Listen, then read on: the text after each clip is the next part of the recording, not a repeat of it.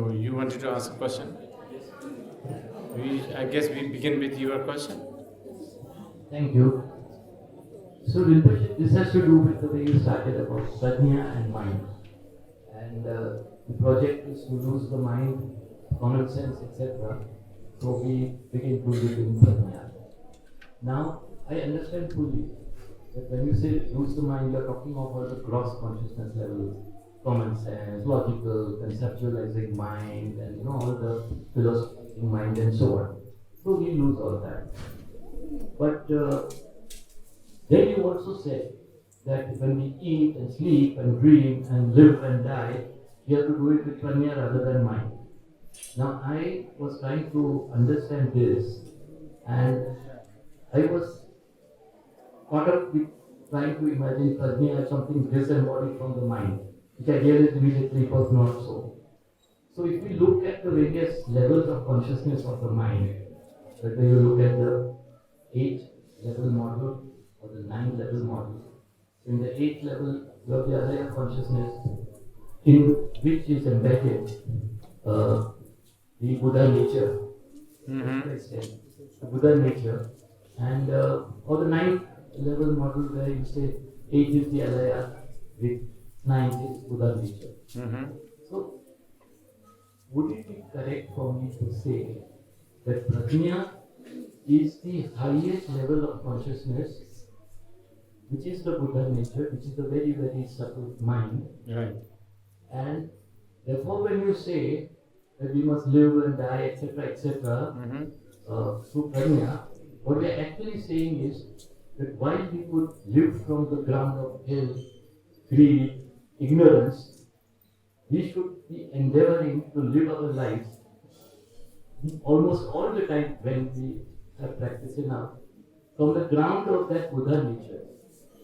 And that when we live from the ground of that Buddha nature, prajna sort of automatically arises because that's the attribute of the Buddha nature. Prajna is the attribute or is Buddha nature, you could say. Except that Buddha nature we also have courage and compassion and everything else. So I don't know whether this track of thinking is correct.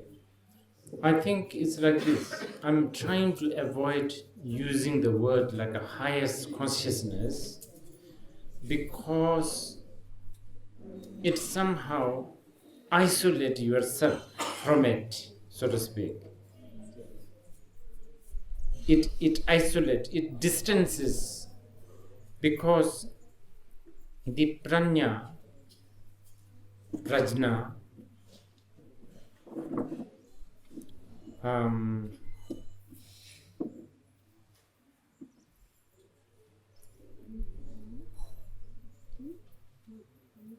that there's another Tibetan word called ye, she. This is quite an interesting word. She, yes, that's consciousness. I guess you can translate this as a consciousness. But the word ye is really important. Ye indicates before. You understand? So it's like before the knower and the knowing, there is a consciousness. You understand? Even before primordial wisdom, I think that's how they translate it. But because the moment we think about consciousness, we can't help but think in terms of subject and object. Conscious of what? Who is being conscious of? You understand? In the world of prajna, there is no knower and the knowing and the object that is known. But it's always there. So in the Tantra, not just Tantra, actually, even in the Mahayana, they say, just like a kilo of water is kilo of moisture, just like that, kilo of desire, kilo of anger, kilo of jealousy is a kilo of wisdom. I'm just giving you an example. Prajna. Okay, so the prajna is there all the time. Does it help you? So can we equate prajna with primordial consciousness of primordial Buddha or something like that? Yes, of course. There's a school of thoughts that uses Buddha nature, Tathagata Garbha, to talk about Prajna also, yes. But in the, like like a Nagarjuna people, they use the word Prajna to talk about Shunyata. And this is important because Shunyata, for many people, Shunyata is negation, an end, an exhaustion, nothingness. But absolutely not. Shunyata is very much knowing, cognizance. And as we talk about these things, by the way, we can't help but think in terms of like, there must be a really holy, almost unreachable, at least for the time being, this amazing, profound, holy consciousness somewhere that is beyond our reach at the moment. But this is not true. It's always there. It's always there. So one of the most, I would say, effective way to experience this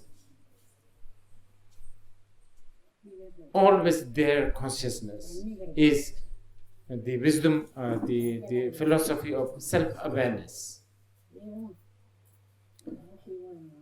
I mean, experiences right now. There is a self-awareness all the time. I mean, right now.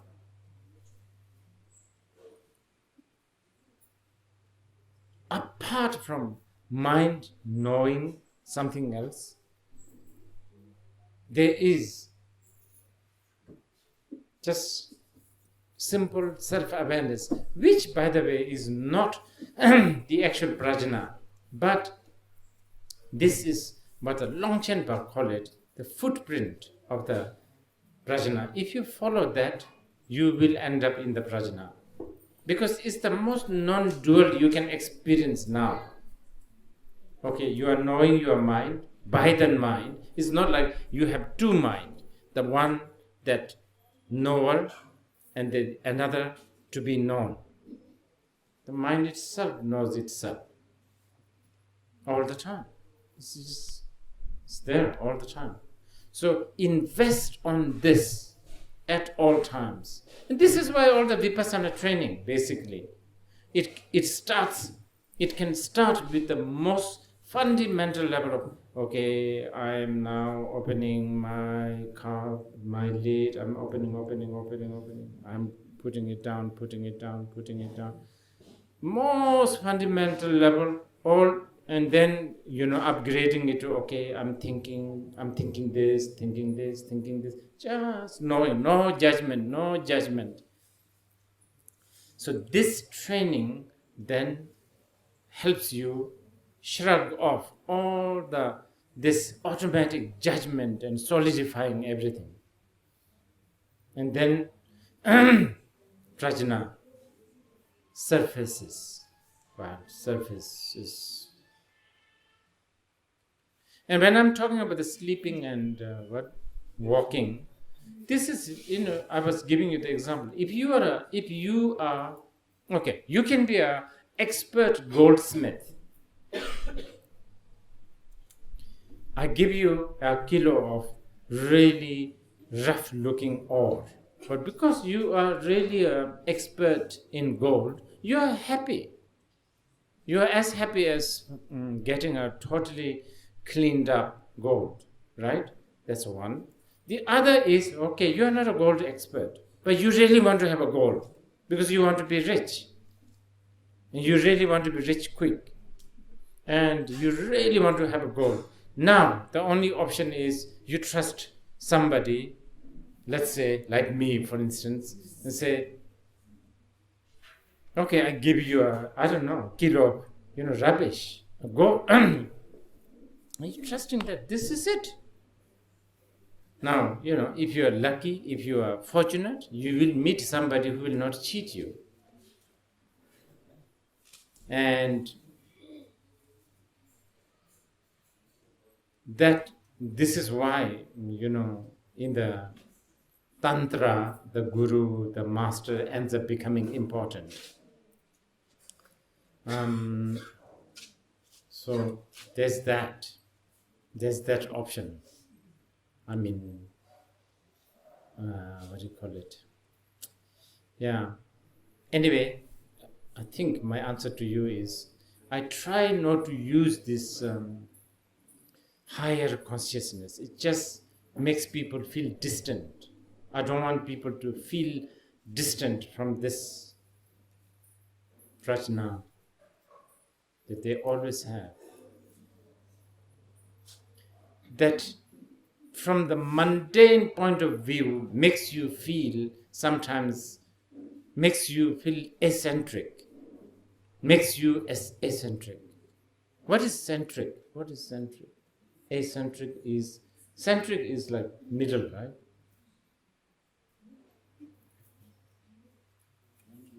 Lots to think about. Okay. What else? Any question? Is this a question time? Okay.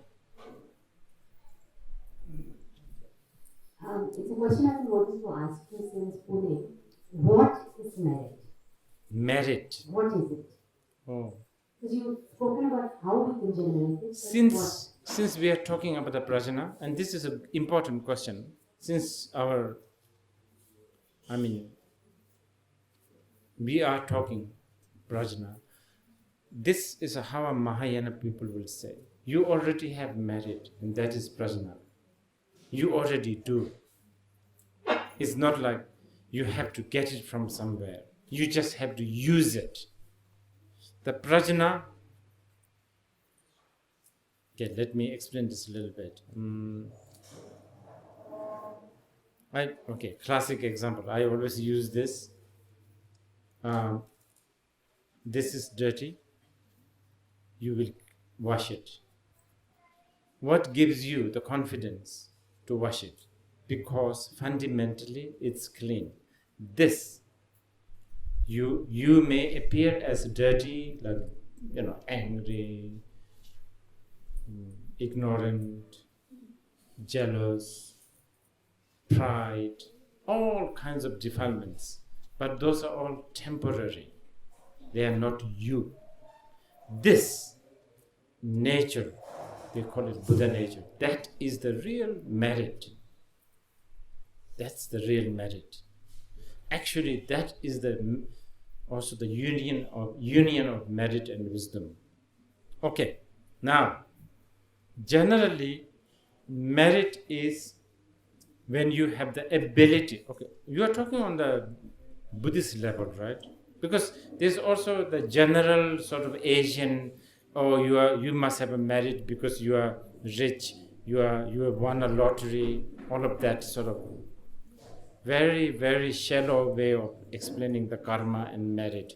But the Buddhist way is someone who has the longing, longing, interest, curiosity towards the truth.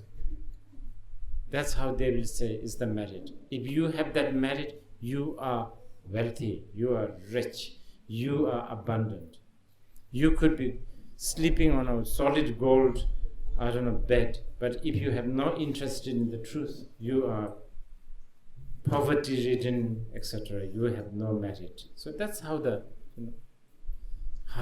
Buddhists would explain merit. Anyway, merit is ability to interpret things, to understand things, to listen to things, to hear things.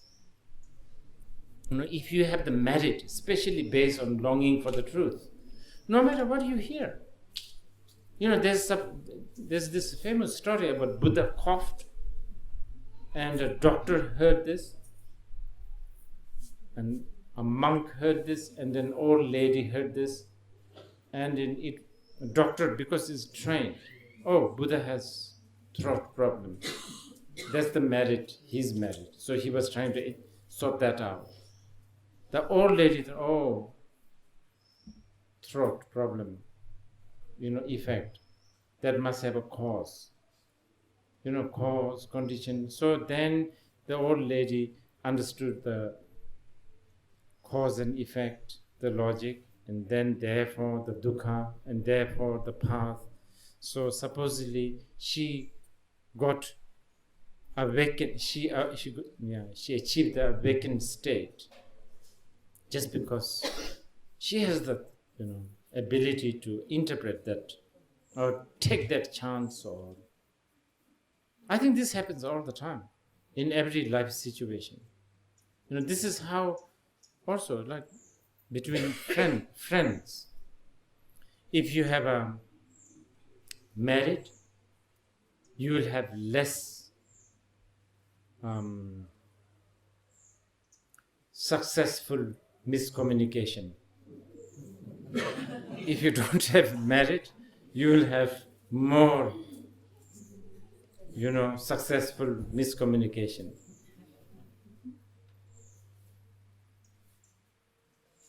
Okay.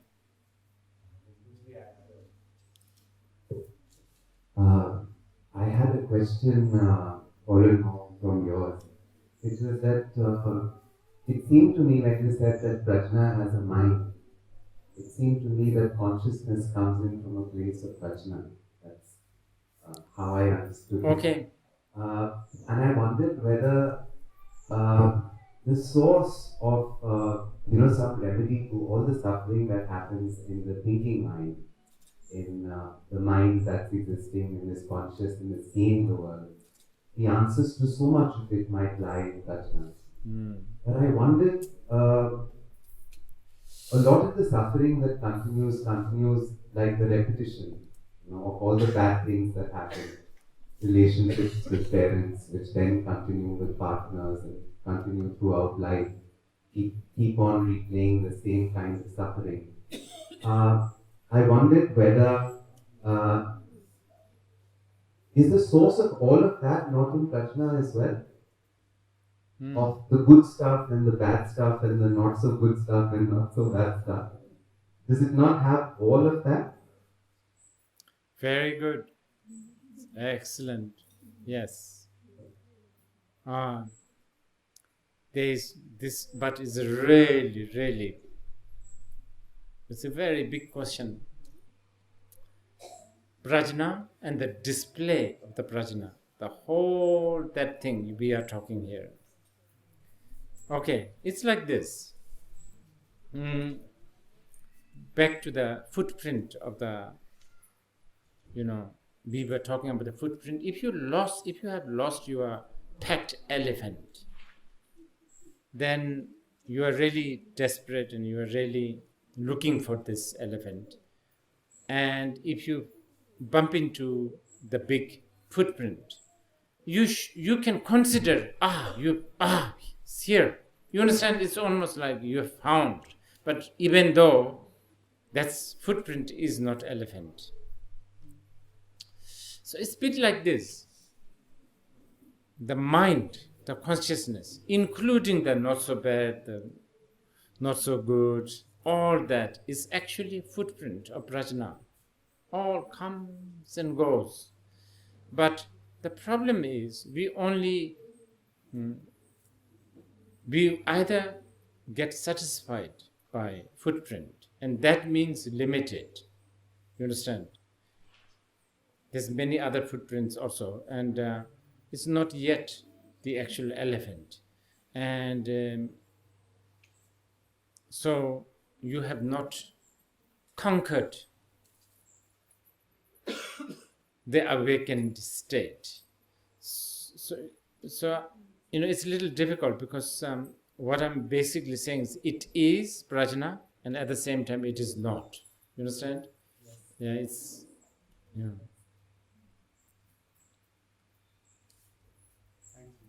Okay. But again, as I was speaking this morning, you really have to get used to, if you want to talk about and live with a culture of prajna, you have to really learn to appreciate this kind of paradoxical conversations. Sort of really, wondered whether it was about the uncertainty of reaching one footstep to the other. Right. Mm. That's what I'm taking. Yes. Ruchi, when we talk about the nature of Prajna or Buddha nature, like somehow the word nature sounds a bit deceptive to me sometimes. So is it another case of it's there but it's not? The nature? Yes. Always go back to the source, go back to the origin of our conversation. Buddha said cannot be expressed. But then it was Indra and Brahma who said, please speak. Somehow just, say it. Speak it. And it's, Gethin Chapel also said this, if you want to, Gethin Chapel is one great commentator of Madhyamika. He was a Tibetan, by the way. He was really underappreciated by the Tibetan. He got imprisoned, etc., etc. He also really was very radical. He translated Kama Sutra from Sanskrit literature, all that. Anyway,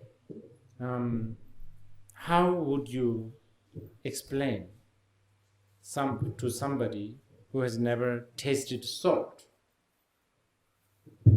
And okay, so this is kind of like, especially you have no choice, especially if you have to really take care of somebody out of compassion. How do you explain someone who never had a salt in his life?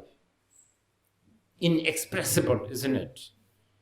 But you can by giving these people like chili, sugar, I don't know, some other taste, and and each time they taste saying, this is not it. This is not salt. And there is that tradition of teaching, by the way, which is basically what is expounded really very amazingly by guys like Nagarjuna. So you hear this lot of, this is not it, this is no nose, no ear, no this, no that. And then there's the whole other approach by Asanga and the tradition, Asanga tradition. They talk. They don't use the negative word, but they do, how should I say?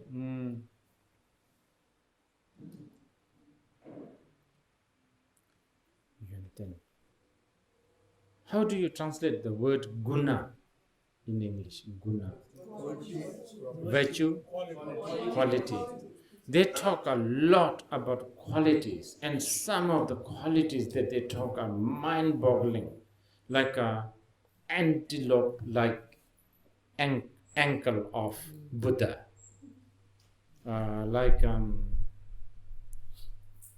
his body, the width and the length is same. It's like mind-boggling. And everything what we talked this morning, the Tara's strength and the quality. So that's another approach. So these guys use the words like nature. Okay, this is important, I think. Both, remember, you are not supposed to talk. Even Buddha said, it cannot be expressed. Moment you express, you fall into a pitfall. But we are trying to still, because of the dukkha, we need to talk. We need to follow a path. So there are so many practitioners of the past and the scholars. They also prescribe a lot of strategy. If you go to like the Buddhist monasteries or schools, many times in the Tibetan monastery, they will teach Madhyamika first. For years they teach Madhyamika. And then at the end, like if you are studying 9 years, 7 years is the Madhyamika and the Prajna Paramita. Then the last remaining years, they learn like Asanga and it's a strategy. No, negation. And then when you finally come to the conclusion nothing exists, then everything exists, quality. So even in one sutra it exists. For instance, like even in the tradition, okay, if you go to Thailand, Sri Lanka, these guys, they talk about anatta all the time. No self, but they are the one who talks about the merit, begging bowl, begging arm, shaving hair, not eating after lunch. They do it so relentlessly and meticulously. You almost want to say, if there's no self, why are we, So this sort of technique of cancelling each other, this is like the strategy of Buddhism. They give you a path, they give you journey that cancels each other. Shamatha and Vipassana actually is a bit like this. The thing that we talked yesterday. Shamatha sounds like, shamatha, calm mind, malleable mind. Make the mind workable, calm, so that, you have a control over your mind. Sounds familiar?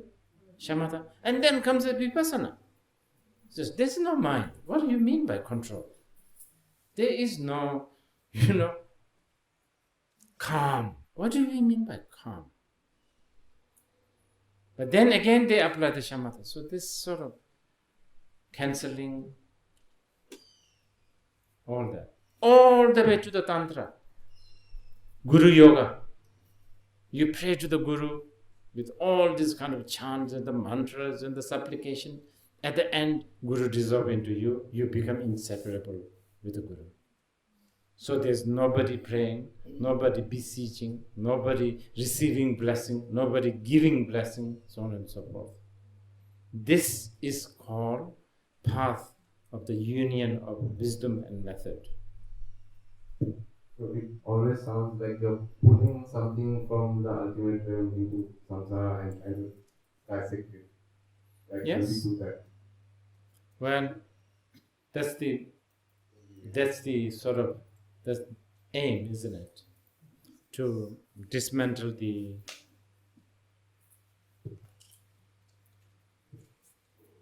Share a question about all compounded phenomena impermanence.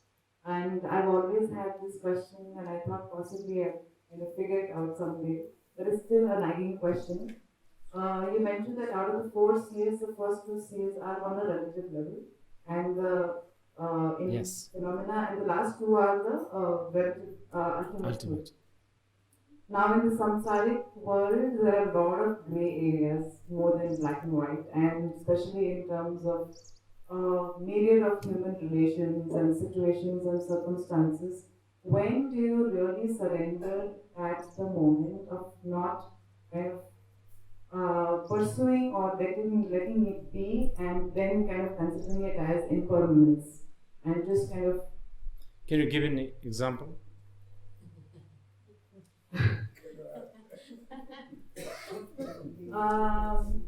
something like maybe career that matter, a change of career, and then you're kind of pursuing multiple kind of situations, and you have a lot of interests, but and then you kind of really try to pursue a thing which is like really good for you, and you really believe in that you're good in it, and you really pursue a lot, and somewhere you feel that someday it might work, and but it doesn't really, you fall short of pursuing, and you don't really know, but you kind of pursue it, and again it falls through. Right. So when you know that Actually, for that, you don't even need the other 3 seal. Just the first seal will do. Just because every compounded things are impermanent. Therefore, you should never think only that it may not work. You should always have the total picture. It will work, it may not work, together. So we should pursue it? Or Yes, of course. Because if you don't pursue or pursue, either way, it is falling into one extreme, isn't it? Do it. Because anyway, you are not yet realized being, and to, even if you miss one lunch, you will feel hungry. So you need to pay the bills, you need to pay rent, all of that. You are at the moment caged with this kind of logic, this kind of this kind of manifestation. That's a manifestation, isn't it? It's it's the world we have created. Our education has created this kind of logic that you need to get education, then you can get a job. That's you have been, yes, okay, you can say you have been forced by probably your parents, by society, and you are also willingly gone into that, and now maybe you think this is very binding and entanglement. That's already a good news. For the spiritual people, that's already a good news. But you still are stuck with your body, your habit. So, as the Buddha himself said, you have to play the lute very, not too tight, not too loose. this is a moment to moment Yes, observation. And does that apply to human relations as well? everything. Yes, relationship. Because they're the most Yes. trying and tested, difficult. aspects. Yes, it is. It's really the most. It's the most constant, important, yeah. and it is the most important. It's the least important.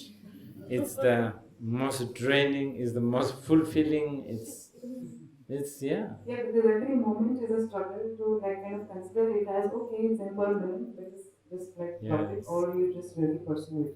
So that moment of decision making is really, really a struggle. Yes. But if you know it's compounded, I think the struggle will become less. You know what I mean? If you really get used to knowing that it's a compounded phenomena, the struggle, the strength of the struggle will become less. So the more and more of real whatever. Not just whatever as a reaction, but sort of the real sort of sense of whatever, but in a very gentle way. Okay. Because there's sometimes that whatever comes to okay, fine, I don't want to see it. Yeah, of course. But that's you believe in not working or working. So you are forgetting compounded phenomena, isn't it? If you really see the total picture of the compounded phenomena, the moment you give up, they seem to come in. Yes, that's. And actually, if you know this more, you actually will know how to play the game better. Anyway, it's just a game, isn't it? So you will know how to sort of let loose the leash and then pull the leash. And yeah, exhaustion only comes when you don't know it's a game. And So we know it's a game, but we choose to see that it's not a game. or no, you know it's a game and then you play, but because you know it's a game, then it becomes a play. Moment you know it's not a moment you forget it's a game, then it's no more a play, isn't it? Then it's a serious matter. So I think it's good to know it's a game of compounded phenomena. I think so. I think it will really help relationship. And yes, the other person really will. This is why actually it should be really. How would you date with a seventh Bhumi Bodhisattva? It's very really interesting. Okay. But I have something good. Go ahead. But I'll come back to whatever is next to me. Rinpoche, you talked about Prajna and the project to lose the mind. What is the role of the body in all this? Because, of course, there are many wisdom traditions that say that one of the methods of losing the mind is to focus on the body, and therefore yoga traditions and many of the movement traditions. But in the Buddhist view, what role does the body play in consciousness? Okay. I think this would be good to, when Shakyamuni was about Siddhartha, after all this struggle, practice, whatever, just before dawn, actually, when he was awakened, enlightenment, under the Bodhi tree in Mangadath, presently called Bodhgaya. There's a story about the visit of Mara. This is quite an important subject. So when we talk about a Mara, we talk about the 4 Maras. And out of the 4 Mara, okay, so 4 Maras, sort of the grandfather or the general of all the Mara is, we name this Mara Devaputra. Devaputra means son of God, right? Anyway, if you ask what that is, then the Mahayana Sutra says that's actually this mind that keeps on thinking, this is it, this is it, this is not it. Understand? The reference. That is Devaputra. That's the grandfather, the general, the brigadier, whatever, the real. Okay? This then creates emotion. Of course, this is it, this is not it, this is good, this is bad, this is what I want, this is not I want. Obviously it creates emotion. So then second in command is the second Mara is the emotion, Mara of emotion. Then the Mara of the emotion creates the gross phenomena. This is where Pumpovidu, the Mara of aggregate. This includes the body. So it's the third in rank. And if you have a body, then you have the death and the birth. And I think the word Mara somehow also in the ordinary people's mind, Mara is associated with the death. So actually they miss the 3 other more vicious problem. They only, because everybody, nobody cares about the reference and aggregates. We only worry about the death. So Mara, the death. But Buddhist 4th Mara, when we say death, we are including the birth. Both. You wanted to ask a question about relationship? I was trying to get a reference. I was trying to get a clarification from you. In about 10 years ago in Taiwan, you talked about a great talk, which I keep referring to my young nieces and young friends, saying about on love and relationships. And I said this to everybody, I'm sure you have listened to it. If you have, please go back to it. The 3 points you made in there. Right at the beginning, you talked about it does work. So it started with a conclusion that it doesn't work. All romantic attachment, you can call it relationship, partnership, marriage, whatever it is. Underlying theme is romantic attachment. It doesn't work. So that's how we started. Please go back to this. If you have anybody who has confusion, go back to the talk.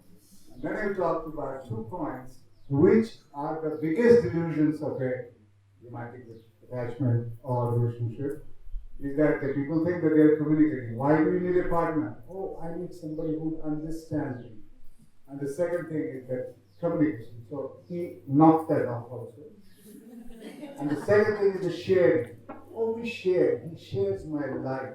He shares my feelings. He knocked that off also. There's no communication, no sharing. And then he said, which is basically the key word, you have successful miscommunication, which you call the relationship. Would you still stick to all this?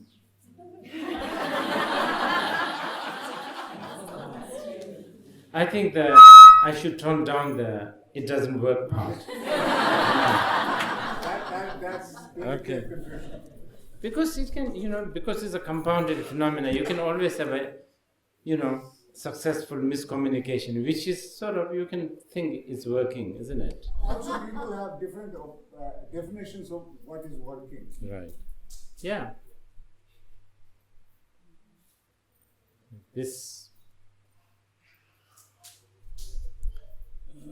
I've been talking to many Chinese young people also.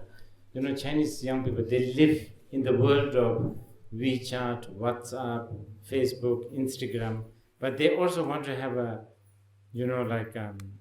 marriage quality of Song Dynasty. Song Dynasty, is it? Or, yeah. It's a little difficult, isn't it?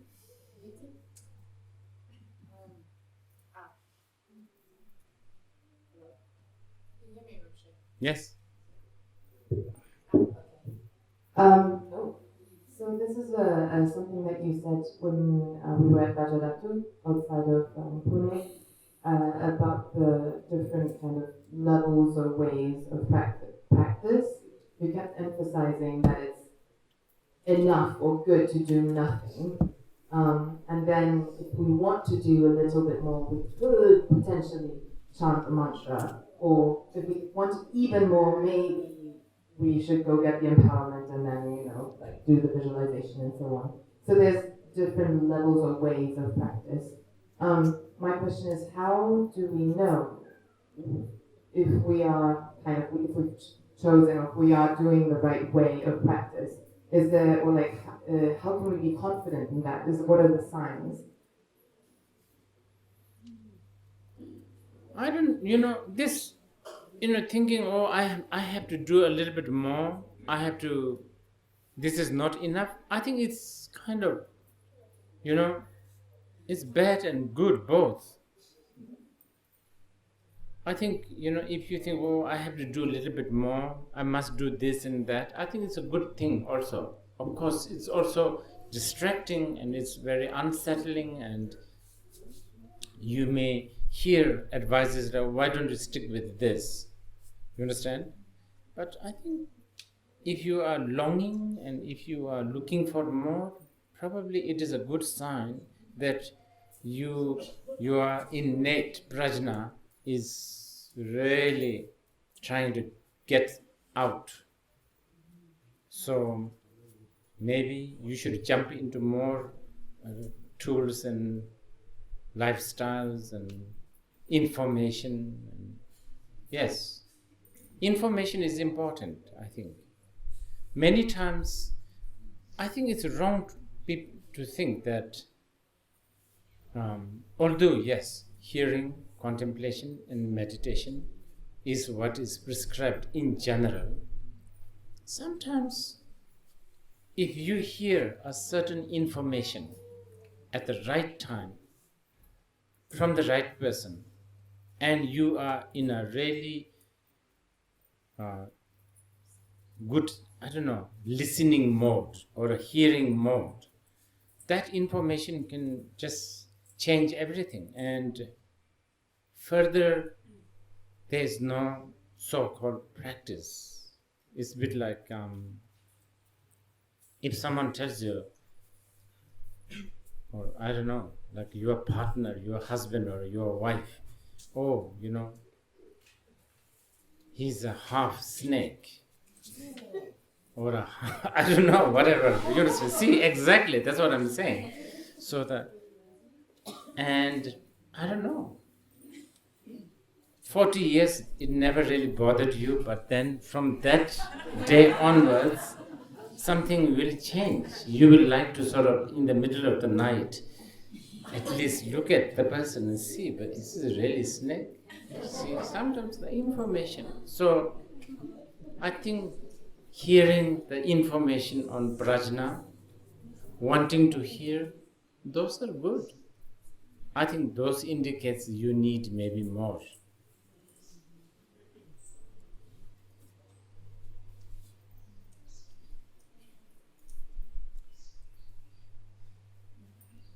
Anything else, or are we finishing here? We are about, yeah, we can finish here, I think.